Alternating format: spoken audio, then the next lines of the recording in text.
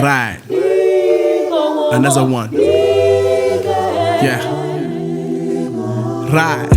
This for my dear ones, I'm thankful for them ones that kept me afloat. Life shocked to G. Now I carry this aura, I swift with the tail of the fabric I'm cut from, is so legit. Something that really struck a chord with me last time we sat down was you mentioned something about the heuristic studies. I know you're a professional psychologist. Yes. I'd like to believe. But most of us think, if you're a psychologist, you're immune to adverse situations. So basically, for my undergraduate, I did languages. But after that, I always wanted to study psychology. So in 2010, first I came to Uganda for a couple of months. Spent here a couple of months, spent it with my peers, realized that we were all dealing with something, including myself. We were lost, we were running from our problems, things like that. Like vibes? Just vibes, just partying, lost, not focusing, no purpose, no passion, And in my head, I was like, what's going on with us? Me included. What's going on with us? And then I came across this course, MSc in Counseling Psychology. And I decided that looked like the perfect course for me because I'd always wanted to do psychology and being a therapist fit for me as well. So I went back to England, and in 2011, I started a course called MSc Counseling Psychology. And during that course, we were required to do a dissertation. That's what made it the master's. So that dissertation was called a heuristic study. Right. A heuristic study is basically a self-search. And a self-search is something that you can do in the psychology field. Pose yourself a question and then go through the different stages to eliminate the question. So I started on that heuristic study, and the title was The Route to My Emotional Distress. I was blind, but now I see. So already in that title, you can tell something was up, know, and that's the truth, that wonder I had felt for a long time that something wasn't right with me. I was surrounded by beautiful family who loved me, everything like that. My mother who raised me beautifully, my father, everything like that. But something inside of me was not right, And I could tell that by transparently speaking, by using marijuana, normally you can use it recreationally once in a while, you go off it and everything like that. But for some reason, I developed a bit of a dependency on it when I was younger. And I kept on asking my question, why is it that I turned to this thing, So I asked myself that question in the dissertation. And what ended up happening is that I went through the whole process, incubation and all that lot. There were different stages that you had to go through. I did the research, I did the self-search on myself, the studies. But then something came to me towards the end of actually don't hand it in. That was my gut saying. Now, during our course, the most powerful thing they taught us was trust your gut. If you can trust your gut, you can do right by anything. And I got to this stage whereby I was like, okay, it's time to listen to my gut. My head is like, what are you doing? This is what gets you a master's, and everything like that. If you don't hand in your dissertation, you don't have a master's. I would still qualify for a postgraduate diploma degree because I did all the other work. But the master's part required a dissertation. So my head was like, what are you doing? How can you do that? You must not, you have to hand it in. My gut was like, you are done. You are done. You have done what you needed to do. Don't hand it in. So I told my supervisor at the time. She was also a bit confused, but she was like, powerful if you've trusted your gut, and that's what it's telling you. So that was around 2011, 2012, like that. I got this other gut feeling of, actually, I'm not sure I want to be in England anymore. Again, my head was like, are you crazy? There's opportunity here. You're thriving, you're doing well. I had my family there who knew me the best and everything like that. But my gut again was like, no, like as in, it's time for you to go back to Uganda. Now, I didn't get to this stage yet until I went for a job interview. And in the job interview, I ended up speaking like so fast when I was answering the questions. I knew all my stuff, but I was speaking at speed lightning, like they could barely hear me. I could barely hear myself. And the feedback I got from the interview was that, Shona, one thing we all came up with is that it felt like you didn't want to be here anymore. You don't want this job. And I realized that that's the truth. A job that I thought I wanted the most because I loved my work with children. It was with children in schools and everything like that. But when they said it, I realized that I didn't want to be in England anymore. And I wanted to come back to Uganda and do what I was doing in England in Uganda. So I came back to Uganda, packed up my bags in the space of like 3 months, everything, came back to Uganda. My mom was here, she was retired. In 2017, I started a practice in Nakasero, and it was thriving. Thriving. It was thriving. I was working with organizations, clients, schools, different things. And during that time, I even used my creative, to talk about mental health, that if you can transfer your emotions into your creative, then you can heal. You don't need to turn to any substance. And during that time, I wasn't smoking. You weren't smoking? No, I wasn't. I was so passionate about what I was doing. I was so into what I was doing. I was so happy. I was in a good You're space. in your element. Exactly. Yeah. So that went on for a few years. And then some breakdowns started to happen. Breakdown in relationships started to happen. And one of the breakdowns in relationship, transparently speaking, was between me and my mom. Me and my mom, we were fire and fire. She raised me so strong. I loved her the most. She loved me the most. We were each other's cheerleaders. We were best friends. We were everything. But we were both fire. So we would have our arguments here and there about different situations, and then that would affect me because my mom's opinion mattered the most to me, no one else's. It was my mom's opinion that was the most important. And so I went through a couple of breakdowns in relationships. I started to feel very terrible. Professionally, I was still thriving. I was still working. I was still doing what I was doing. But personally, I started to break down a little bit. And during that time, that's when I started to go into a corner. I started to withdraw from family. I started to withdraw from friends. I started to withdraw from society just because I was going through different issues, on top of whatever other issues I was already experiencing that I was trying to uncover and discover. So that went on, and then I lost my uncle in 2018, the first big loss. He was like a father figure to me. He was a profound person in my life. When I lost him, that also sent me into a bit of a spiral. And then what happened was that 2019, end of 2019, I made the decision to move to Entebbe and do online sessions. I packed up my offices. I told my clients that I'm going to be moving to Entebbe, and can we do online sessions? So you started the online practice before even it became a phenomenon in the country. Exactly. This is before COVID. This is before COVID. Right. Again, it was a gut decision. Nice. A gut decision of like, I don't want to be in Kampala anymore. I want to be in Entebbe. So I like how you pronounce Entebbe. It's very posh, but go on. Yeah. So I go to Entebbe. I start my online sessions, and by the time COVID hits, I'm set. I'm set because everything has shut down. No one can move and everything. But I have all my clients online. I was ready. Yeah. I was ready, and I was thriving again. Yet other areas were sort of falling apart. Yes. Okay. Professionally, I seem to always be thriving, but personally, I seem to be crumbling. And during that time, I had a supervisor. I always keep a supervisor. I've had her for over 7 years now.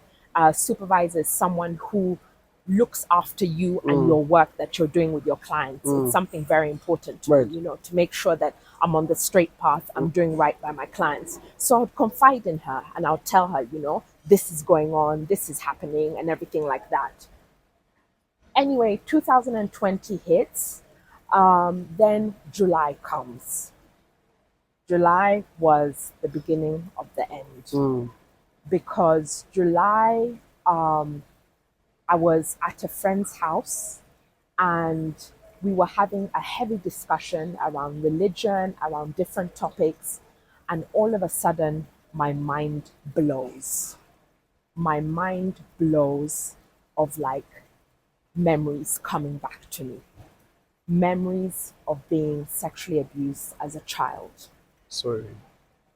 And I couldn't understand because for the life of me, it's like I didn't know. Like it was non-existent. Non-existent. Non-existent. So when these memories, remembering certain things and everything started to come to me, I was completely astounded, like my mind was blown, you know. And I had a breakdown. I had a breakdown whereby I was just a mess. You know, I was a mess. I couldn't speak properly. I was just a mess. And during that time, Like you were just sat there and the memories just came flooding. yes, the truth is I had been searching. You remember that dissertation I said in 2012? So this now is 2000 and what? 2020. So 2012, I asked myself that question. I didn't hand in the dissertation. 2020, it's when it seemed to be Wow. answering itself. Wow. And you know, I journal a lot. I write So you a were lot. constantly searching. I was constantly searching, you know, everything I'll journal about. So I think that's what brought Wow. it up upon itself, that I was searching, you know, I was searching for. I look fine, like you said in the beginning. On the outside, I look fine. Missouri. Msama, everything Musama like vibes that, there. everything Posh, and so on. sophisticated. But on the inside, something is not right, you know, and I knew something was not right. So it came back to me. I had a breakdown, and the people around me didn't understand it, understandably, you know. And when they found out that I've taken marijuana before, it was immediately associated with that. That, oh my gosh, this is, you know, something, the marijuana making her go crazy and everything like that. And maybe to a certain extent, it could have contributed. Right. Who right, knows? Right. You know. Right. But what was at the forefront was this trauma that had hit me. So that was the first time I was taken to a rehab. I was taken to a rehab, but soon after I was taken out because even the professionals around were like, this is more than addiction. There's something There's else. something not- yeah. There's something else going on with her, you know. This doesn't look, you know, so much like that. And my mom was like, I know my child, you know, there's something going on. So when I was taken out of the rehab, my mom and I went to Kenya for a couple of months. And that's when I started to confide in her. That's when I started to tell her about, okay, this is what has come to me. I'm confused, I'm scared, but these are the memories that are, you know, coming to me and everything like that. So she was like shocked, obviously, you know, she did not know. She had an inkling because when I was younger, she would ask me funny questions. You know, she would ask me questions. Like what? Like, Shona, has this person touched you? Shona, has this person touched you? Really? You know, yeah, she would ask me those questions. She would. Interesting. Yeah, that's a mother's instinct, you know. She would ask me certain questions. And what would you say? No, not at all. Not at all, you know, because I'll be like, no, nothing has happened, you know, in my head.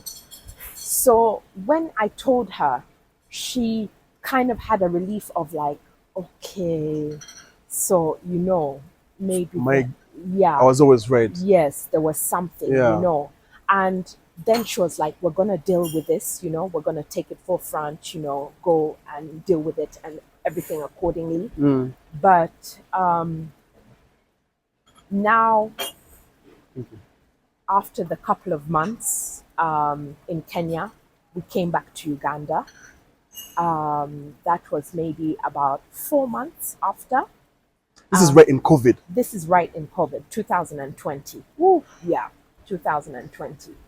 So we come back to Uganda with my mom. We spend Christmas, we go through that. Then in January, mid January, she comes back and she tells me that they have diagnosed her with cancer. So that was a scary thing, of like, oh my gosh, and I had this bad feeling before coming back from Kenya. I didn't want to come back to Uganda for some reason. I really didn't want to come back. That's again the power of my gut telling me. But anyways, we came back. So she gets diagnosed with cancer mid January, and before we know it, mid end February, she's gone. Oh, So sorry. now the most important person to me in my entire life has just gone like that. And remember, I'm just there fresh out of the trauma, the memories and everything like that. And then this You just came other, out of rehab for the first time. yes, And then and then this. this other form of trauma happens.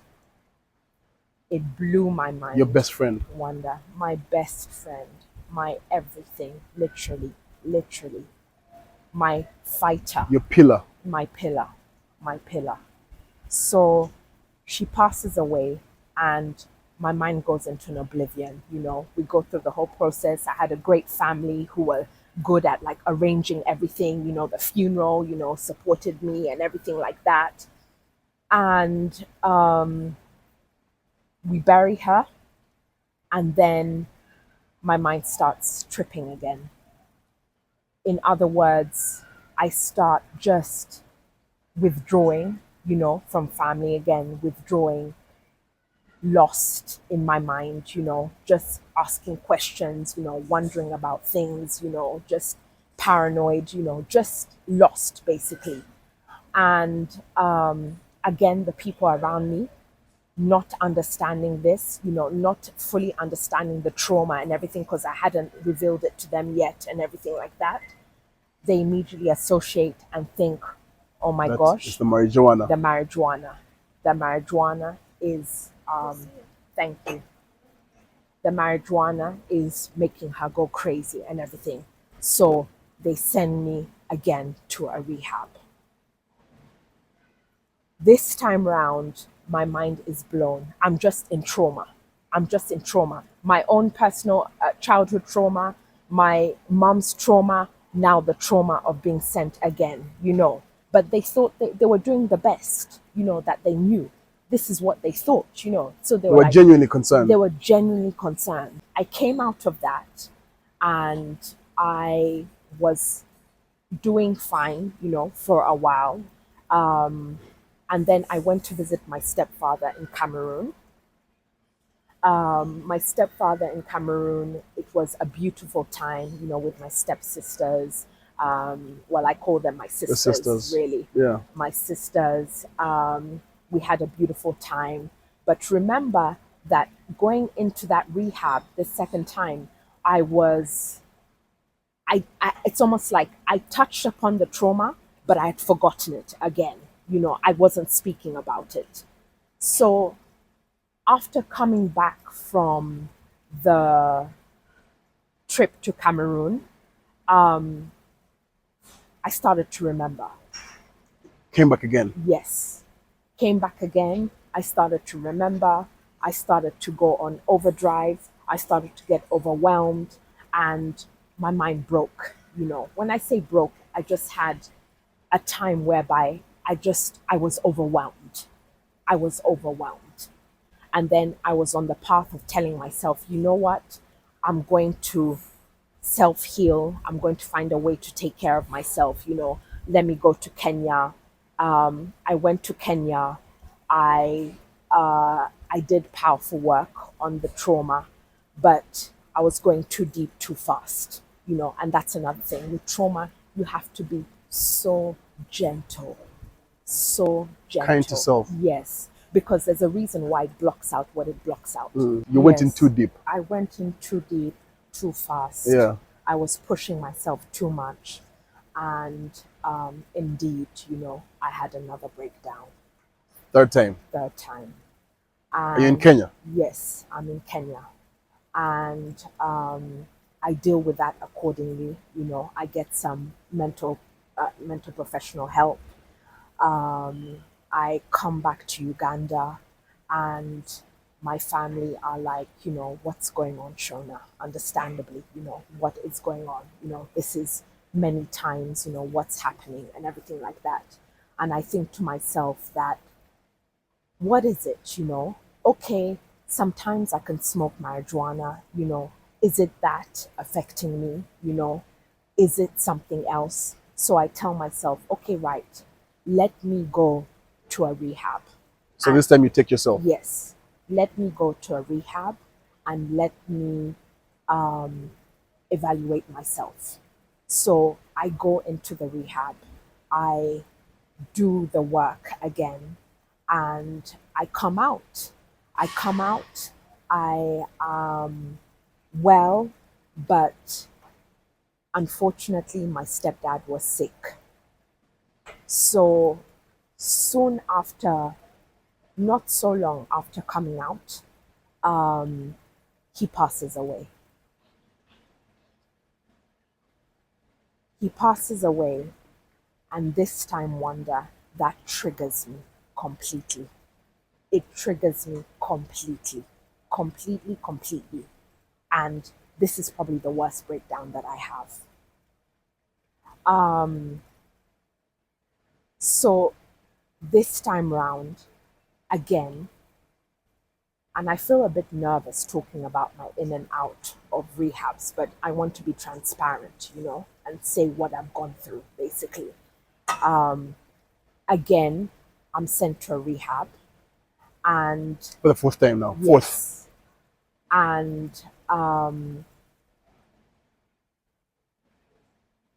I don't deal with it as such, but at least I get a safe space, a space whereby I'm blocked out from the Everything pressures, else, yes. the stresses, everything, and so on, and things like that.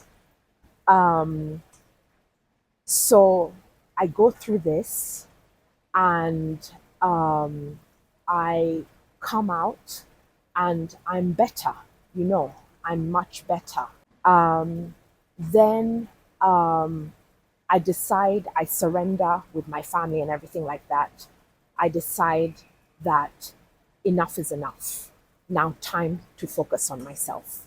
Time to realize what is really going on with myself and not get these breakdowns anymore, you know. So I go through that. I go through that phase. I go through mental health, professional help, everything like that. And then I find myself here. I find myself here. And I wonder to myself, is it too soon to talk about this? You know? But at the same time, people have been seeing and knowing that this is what's going on with Shona, but they've not understood really the background story, you know? Because at the end of the day, this all started when my memories came back to me.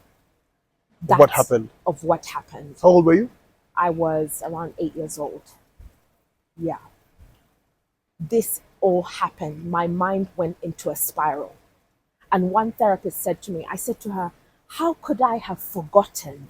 How could I have not remembered? You know, how could I have blocked it out? She was like, well, look at what's happened when it's come out.